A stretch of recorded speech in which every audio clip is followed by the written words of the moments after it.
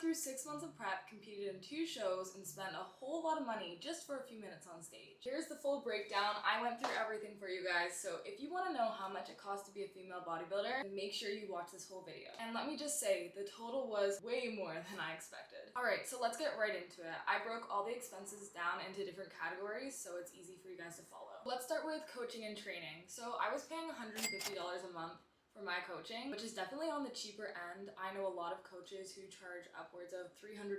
Technically, you don't need to have a coach, but personally, I think it's a necessity, especially if it's your first time competing. And then for my gym membership, I was paying $25 bi-weekly, so about 50 bucks a month. So obviously this will vary depending on your gym membership fees. Now let's talk about probably the most expensive part of prep, which would be food and supplements. So I paid roughly $150 a week on groceries, which equals out to about $600 a month. Then we have our supplements and vitamins. I had to restock all my supplements at least once throughout the 6 months of prep. So after calculating, I spent around $1,000 on supplements and vitamins throughout the 6 months. Probably a little bit more, but I would say about $1,000. Now let's talk about federation fees and show registration. So every federation has its own membership fee. So I'm with the Canadian Physique Alliance, so my membership costs me $150, and that will last me for 1 year. And then every single show has its own registration fees. So for my first show, it was just a regional show, and this is my first time ever competing. So I competed in 3 different classes: true novice, novice, and then my open class. And I paid $300 to register for the show. My second show was a national show, and I paid $362 to register for that one. And that was just for 1 class. This is something that I really wish I knew. When I went to go register for my first show, I was very surprised that you actually had to pay so much money just to enter into a show. Now let's talk about the fun part: the bikini, the heels, and all of the accessories, all the glam. So I forget the exact amount I paid for my bikini, but it was around $800. $800 for, you know, next to nothing. Crazy. For first-time competitors, I definitely recommend just renting or buying a pre-owned suit. This will definitely save you a lot of money. And then I paid $85 for my robe. I think this is a big waste of money. You don't even need a robe. Like, honestly, you can just wear like black shirt and sweatpants. I mean, if you want to, of course, you can get a robe, but just buy one off of Amazon. Like, I bought mine through the same person that I ordered my bikini from, and it had my team's like name on the back and stuff, so it did look really nice, and I did want to get like my team's name on the back to like support my coach and stuff. So definitely not necessary. If you're looking to save money, skip the robe or just buy a cheap one off Amazon. When I bought my bikini, I also bought a couple bracelets and some earrings, and that cost me about $40.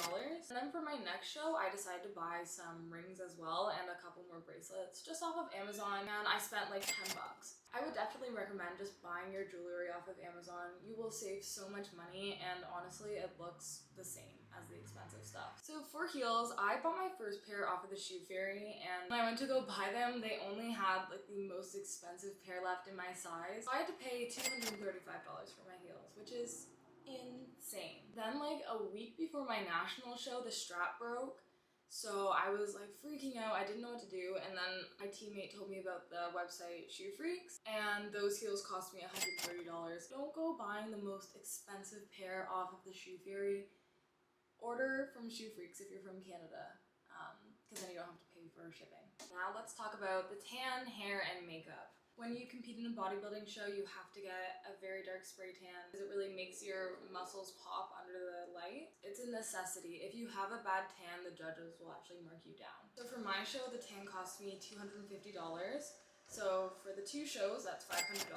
For my regional show, I decided to get my makeup professionally done, and that cost me $130. For my second show, my sister actually did my makeup, and she did an amazing job.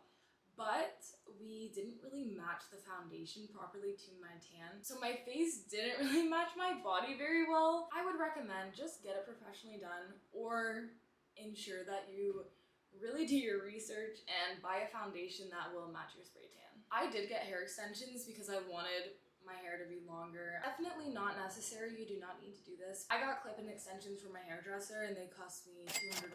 Okay, now let's talk about travel and accommodations. If your show isn't in your hometown, you're gonna have to budget in for either a flight, hotel, gas, all that stuff. Luckily, my shows weren't too far from my hometown, only about an hour out, so that was really nice. But I did pay for a hotel. The hotel cost me about $300 per night. So for both of the shows, that equals $600.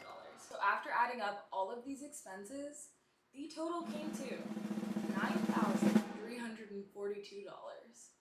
Yes. It cost me almost $10,000 to do a 6-month prep. Now that's a lot of money. Now you may ask, do I think it's worth it? Yes, it is expensive, but the skills, the self-awareness, and the connections that you make is honestly life-changing. Money comes and goes, but investing in yourself is something that will stay with you forever. So that concludes the video of my full breakdown of what it cost me to compete in bodybuilding over the course of a 6-month prep. If you found this video helpful, be sure to subscribe and like and comment below. But yeah, I'll see you guys in the next one.